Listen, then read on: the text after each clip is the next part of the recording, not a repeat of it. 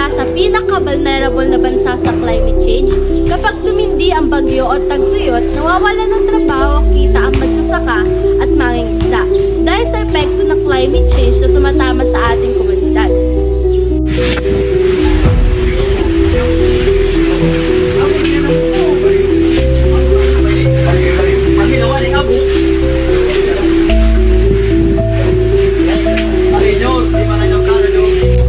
Paano nga ba nakakatulong ang economics sa ganitong sitwasyon? Dito na papasok ang applied economics para maintindihan natin kung bakit nga ba nangyari yung mga problemang ito at kung anong practical na solusyon na maaari natin gawin. Sa likod ng bawat baha, tagtuyot at sirang pangisdaan, may epekto ito sa kita, gastusin at desisyon ng mga Pilipino araw-araw. Applied economics ang tumutulong sa atin upang mag-apply ng real-life decisions sa tao, tulad ng risk at insurance.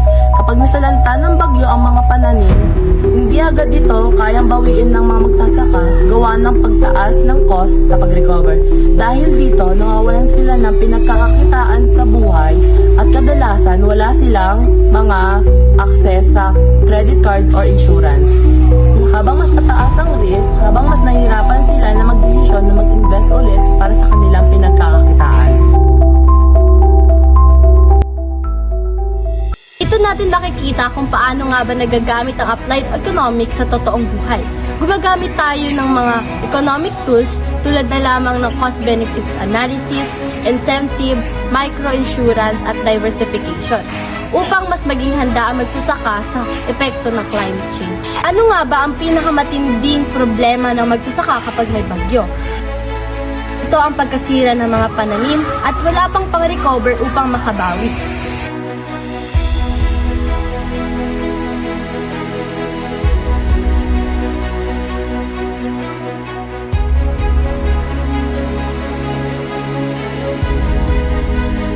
Ang solusyon ay ang climate adaptive inputs at crop diversification. Ibig sabihin, hindi lang isang tanim ang kayang tatanimin ng mga magsasaka.